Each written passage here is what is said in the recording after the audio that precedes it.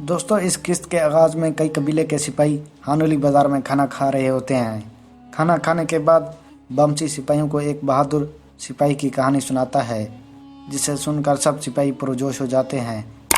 दूसरी तरफ देवदार कबीले में कोतलूजा अयूब के खातून के पास बावर्ची खाने में पहुंच जाता है और कहता है, तुम यहाँ क्या कर रही हो?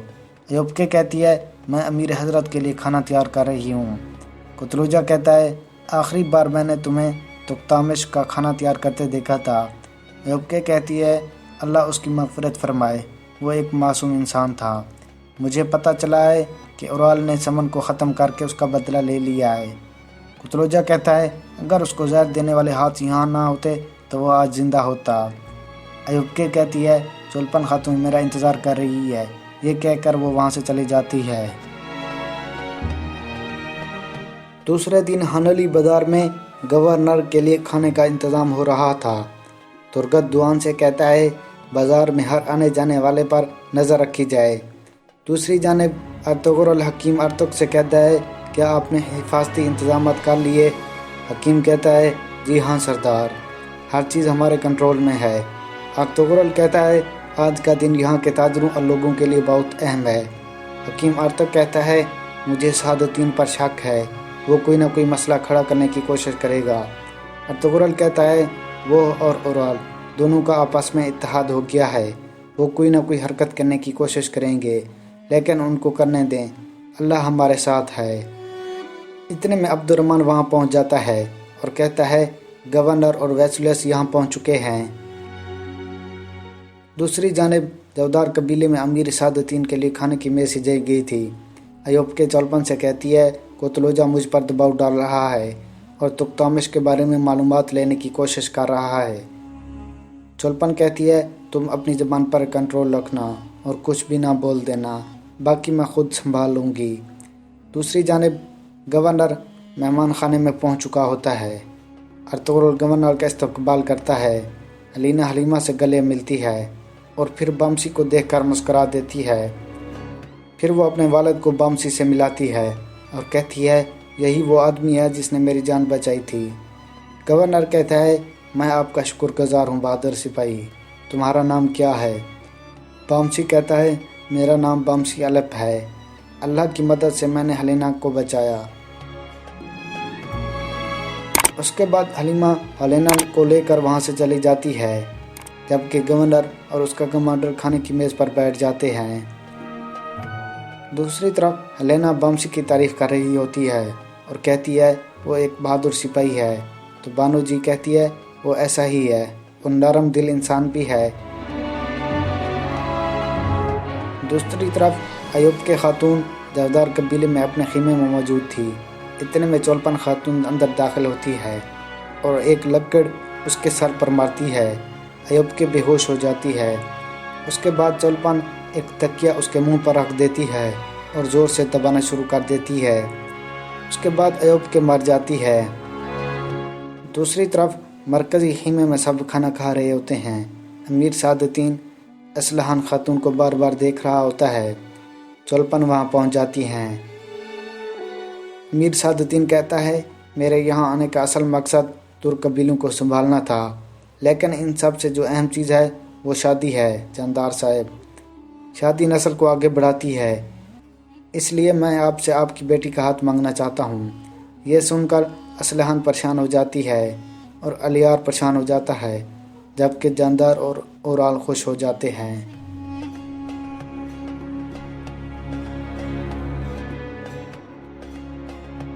दूसरी तरफ हकीम अर्तुग गवर्नर को तीर दिखाता है और कहता है, ये हैं वो तीर जो इस्तेमाल हुए थे और कई कबीलों को बदनाम करने की कोशिश की गई थी।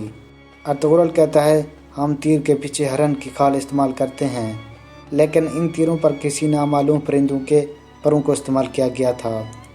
फिर अर्तुगरुल वो तीर गवर्नर को दे देता है। गवर्नर देखने के बाद कमांडर वेस्लस को दे देता है। कमांडर तीर देखने के बाद कहता है, अर्तुगरुल साहब, आप क्या कहना चाह रहे हैं? अर्तुगरुल कहता है, जिसने भी ये तीर तैयार किए हैं वो तुर्क नहीं है और न ही उसका ताल्लुक कई कबीले से है। वेस्लस कहता है, आप क्या कहना चाह रहे हो? کہ یہ جرات ہم میں سے کسی نے کی ہے؟ ارطغرل کہتا ہے ان تیروں پر جو لوہا لگایا گیا ہے وہ بازنطینی طرز کا ہے، اس لیے غدار آپ کو اپنے اندر تلاش کرنا ہوں گے کمانڈر ویسلیوس، اور یہ بھی جان لیں میں اس غدار کو مارنے تک سکون سے نہیں بیٹھوں گا۔ گورنر کہتا ہے اس غدار کو پکڑنا میرا فرض ہے اور اس کو سزا بھی میں دوں گا، لیکن میں آپ کے سپاہیوں کا بہت شکر گزار ہوں ارطغرل صاحب، جنہوں نے اپنی جان کی پرواہ کیے بغیر میری بیٹی کی جان بچائی، اور اس دوستی کو قائم رکھنے کے لیے میں سب کچھ کروں گا۔ ارطغرل کہتا ہے ہم دوست کے دوست ہیں اور دشمن کے دشمن۔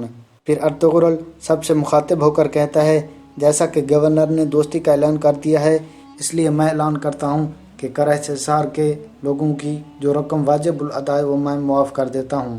یہ سن کر گورنر خوش ہو جاتا ہے۔ جودار قبیلے میں سردار جاندار کہتا ہے آپ نے اسلحان کا رشتہ مانگ کر ہمیں شرف بخشا ہے امیر حضرت۔ یہ بات سن کر اسلحان مزید پریشان ہو جاتی ہے۔ اس کے بعد جاندار کہتا ہے لیکن میں اس بارے میں جاننا چاہوں گا کہ میرے بچے اس بارے میں کیا کہتے ہیں۔ اورال کہتا ہے مجھے سب سے زیادہ خوشی ہوئی ہے حضرت کہ آپ نے ہماری بہن کو اس قابل سمجھا۔ چولپن خاتون بھی اس شادی کی حمایت کرتی ہے۔ اریار کہتا ہے اسلحان بہن اس کے بارے میں بہترین فیصلہ کرے گی بابا جان۔ جاندار کہتا ہے بتاؤ بیٹی اس بارے میں آپ کا کیا خیال ہے، لیکن اسلحان خاموش رہتی ہے۔ دوسری طرف گورنر واپس آنے کے لیے تیار کھڑا ہوتا ہے۔ ارطغرل کہتا ہے آپ نے تجارت بحال کر کے غداروں کو ایک اچھا جواب دیا۔ گورنر کہتا ہے پھر واپس جانے سے پہلے تاجروں سے کچھ بات کر لیتے ہیں، اس طرح ہماری تجارت کو فروغ ملے گا۔ ارطغرل کہتا ہے چلیں پھر۔ اس کے بعد سب بحر کی طرف چل پڑتے ہیں۔ دوسری جانب جاندار کہتا ہے کیا تم نے اپنی زبان کھو دی ہے بیٹی؟ ہر کوئی جاننا چاہتا ہے کہ آپ کیا کہنا چاہتی ہو اس بارے میں۔ اسلحان کہتی ہے امیر صاحب کی پیشکش نے نہ صرف آپ کو شرف بخشا ہے بلکہ مجھے بھی شرف بخشا ہے۔ میر سعادتین کی بیوی بننا میرے کندھوں پر ایک بہت بڑا بوجھ ہوگا۔ میں خیمے میں رہنا پسند کروں گی نہ کہ محل کی دیواروں کے درمیان۔ میں اپنے بچوں کو محل کے کالے کمروں میں پروان نہیں چڑھانا چاہتی۔ جاندار غصے ہو کر کہتا ہے آپ کیا کہنا چاہ رہی ہو بیٹی؟ اسلحان کہتی ہے اگر ہمارے سردار یہ حکم دے تو میں یہ پیشکش قبول کر لوں، لیکن اگر آپ مجھے یہ فیصلہ کرنے دیں تو میں کہوں گی امیر حضرت کو کوئی ایسی لڑکی تلاش کرنی چاہیے جو محل کے قابل ہو۔ سعادتین کہتا ہے ان الفاظ کے باوجود میں آپ کو محل کے لائق سمجھتا ہوں اسلحان کہتی ہے مجھے اجازت دے میں آپ کی پیشکش کے بارے میں سوچنا چاہوں گی۔ یہ سن کر اورال اور جاندار پریشان ہو جاتے ہیں۔ دوسری طرف ہانولی بازار میں بامسی بلند آواز سے کہتا ہے سب اکٹھے ہو جاؤ، ہمارے ارطغرل صاحب اور گورنر تاجروں سے بات کرنا چاہتے ہیں۔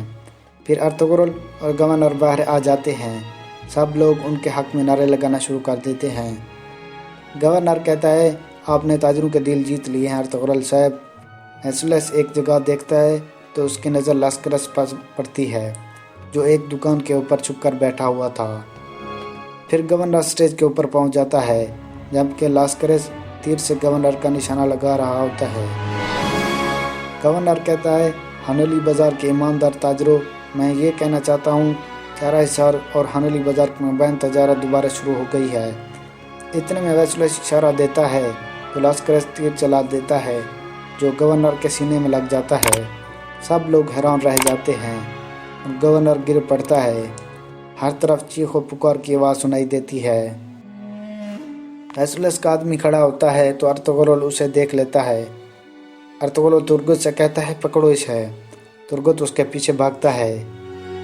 لاسکرس دکان سے چھلانگ لگا کر بھاگ جاتا ہے۔ ترگت بھی اس کے پیچھے بھاگتا ہے۔ عبدالرحمن سے کہتا ہے تم گھوڑے لاؤ۔ ارطغرل بامسی سے کہتا ہے گورنر کو اٹھا کر اندر لے جاؤ۔ بامسی اسے اٹھا کر اندر کی طرف لے جاتا ہے۔ ویسلیوس ارطغرل سے کہتا ہے میں نے بتایا تھا کہ ہم بربریوں پر اعتبار نہیں کر سکتے، لیکن گورنر نہیں مانا۔ اگر وہ مر گیا تو یہ معاملہ یہاں ختم نہیں ہوگا، یہ یاد رکھنا۔ یہ قتل آپ کے بازار میں ہوا۔ ادھر لاسکرس بھاگ کر گھوڑے کے پاس پہنچ جاتا ہے۔ ترگت بھی اس کے پیچھے ہوتا ہے۔ لاسکرس گھوڑے پر بیٹھ کر نکل جاتا ہے۔ تھوڑی دیر میں عبد الرحمن سپاہیوں کے ساتھ وہاں پہنچ جاتا ہے